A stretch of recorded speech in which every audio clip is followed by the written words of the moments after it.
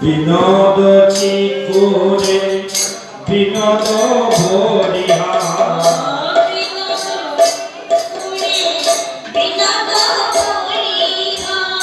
উড়েছে বিনোদ ভাই উড়েছে বিনোদ ভাই সখী কানুষে বিনোদ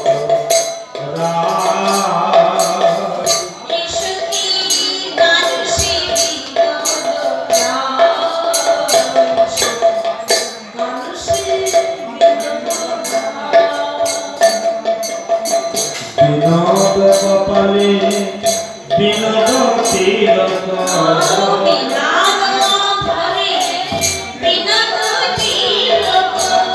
বিনোদ কপালে বিনোদ তিলক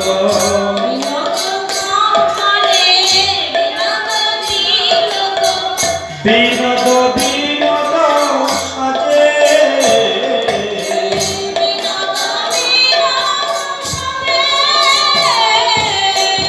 বিনোদ ধরে বিনোদ মুরলী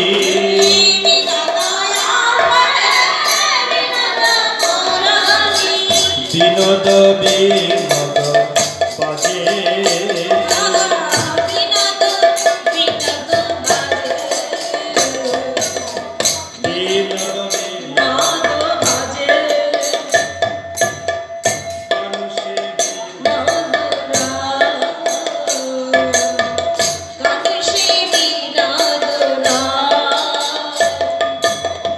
বিনোদ গলা বিনোদ মালা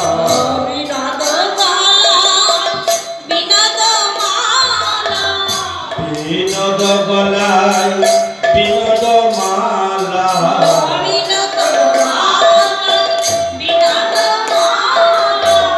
বিনোদ বিনোদ দোলে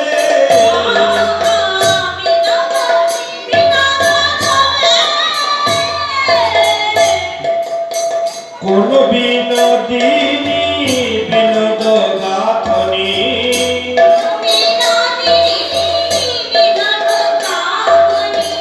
গেতেছে বিনোদ ফুলে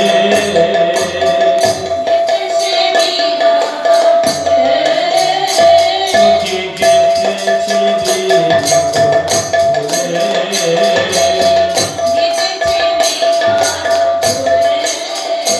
সখী কানুষে বিনোদ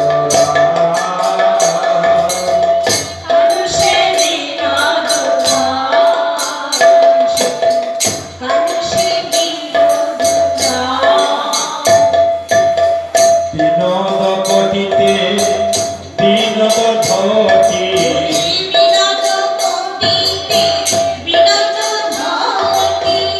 বিনোদ বিনোদ সাজে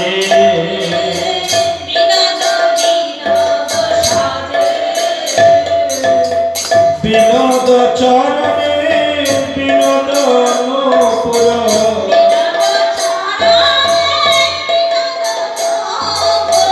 বিনোদ চরণে বিনোদ নূপুর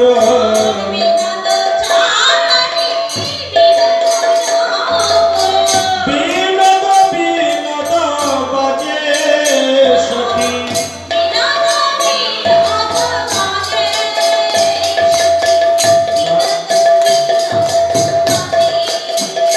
সখী কানুষে বিনোদ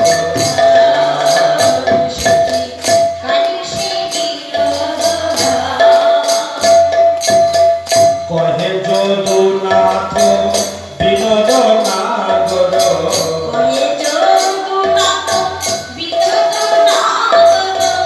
বিনোদ কদম্ব তলে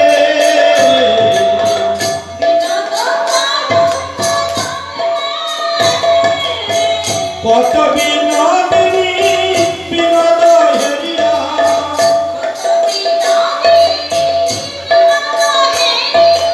ওই কলসি ভাসালো জলে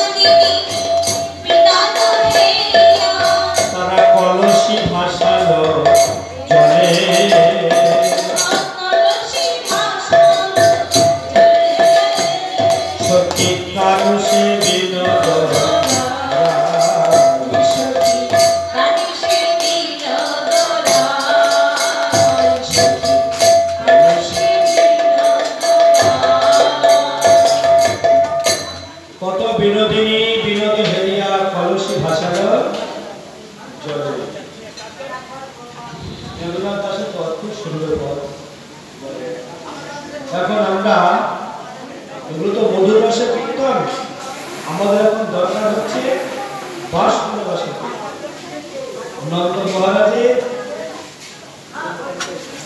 ৮০ বছর বয়সে তিনি প্রাণ গোবিন্দকে পুত্র রূপে পেয়েছেন। নন্দ মহারাজ চারিদিকে সমস্ত গোকুলবাসীগণ কত না কত যাগ যজ্ঞ করেছেন যে আমাদের মহারাজের যদি একটা সন্তান হতো। কত যজ্ঞ করেছেন, কত আরাধনা করেছেন, কিন্তু নন্দ মহারাজ তিনি সমস্ত প্রজাবৃন্দকে নিজের পুত্র সম কন্যা সম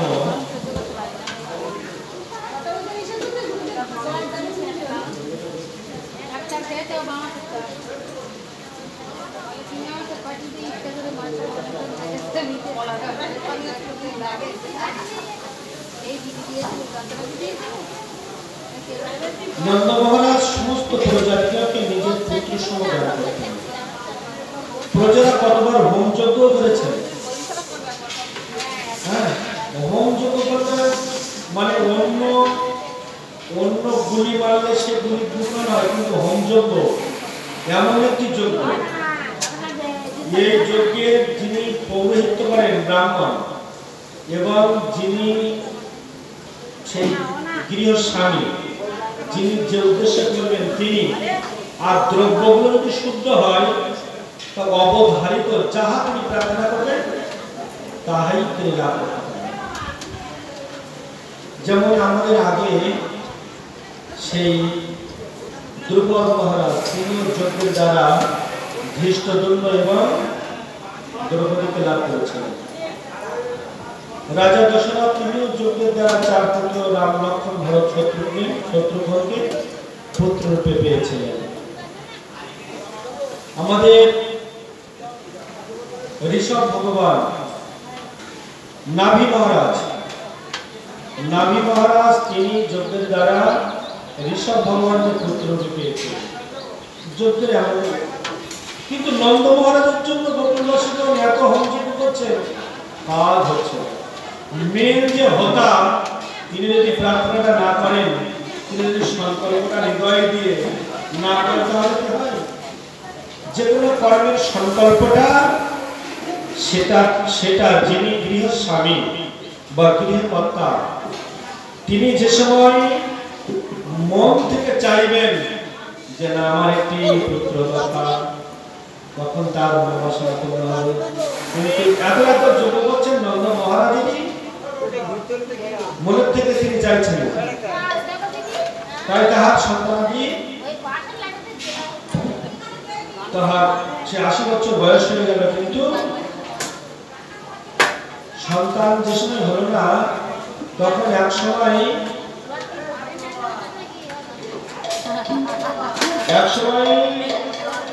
সেই নন্দ মহারাজের গৃহে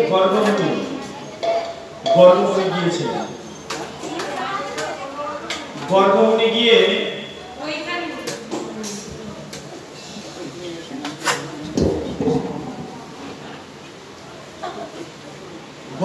গিয়ে বললেন, যশোদা শোনো, তোমাদের পুত্র হবে, আমি আশীর্বাদ করছি, কিন্তু একটা কাজ করতে হবে।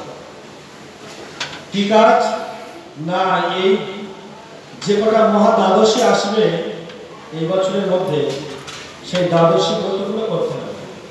যেমন আমাদের আগামীকাল একাদশী, কিন্তু দ্বাদশী তিথির জন্য শুক্রবার হচ্ছে, তাই আমি ব্যক্তির সঙ্গে বলছি মহা দ্বাদশী। তাই এই দ্বাদশী তিথিগুলো যদি তুমি সুন্দরভাবে পালন করো, তাহলে তোমার সন্তান ঋষিদের আশীর্বাদ দেবেন। ভগবানকে তিনি আসবেন, আরাধনা করেছেন, তারপর ভক্ত আশীর্বাদ নিয়ে তারপর ভগবান আসছেন। তাই ভগবানকে লাভ করে নন্দ মহারাজের কত আনন্দের সীমা নেই। সমস্ত গোকুলবাসীগণ তারা বললেন, আমরা এত যাগ যজ্ঞ করার পরে আমাদের নন্দ মহারাজের গৃহে সোনার বরণ কৃষ্ণ কানাইয়া এসেছেন, ভগবান এসেছেন। তাই সমস্ত সেই গোকুলবাসীগণ নন্দ মহারাজের গৃহেতে এসেছে। এসেছেন। আর নন্দ মহারাজের গৃহেতে সে নন্দ অঙ্গনে যে আনন্দ হয়েছিল, আমার সচিন রঞ্জন গৌরহরি তিনি নবদ্বীপ মাঝারে সমস্ত ভক্তবৃন্দকে নিয়ে তিনি সেই আচরণ করলেন।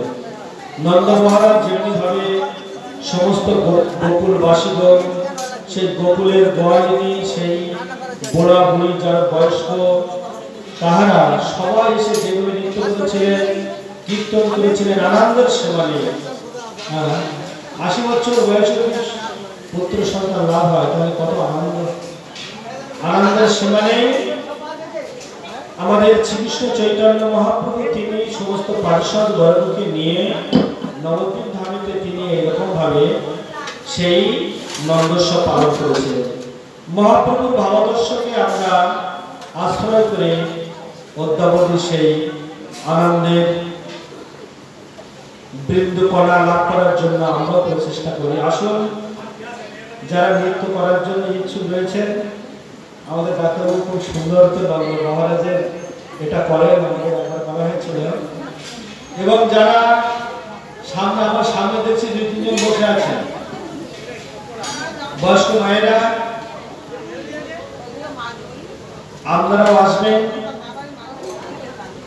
এসে আপনাদের মনোমত নৃত্য ভগবানকে, ভগবান দেখবে আপনাদের নৃত্য। কে দেখবে? ভগবান। তাই আপনারা আমাদের সামনে আসুন, আসলে আমরা কীর্তন আরম্ভ করব। আর মহাপ্রভু তিনি সেই পূর্ব জন্ম দিবসের কথা মনে করে আজ আবেশিত হয়েছে।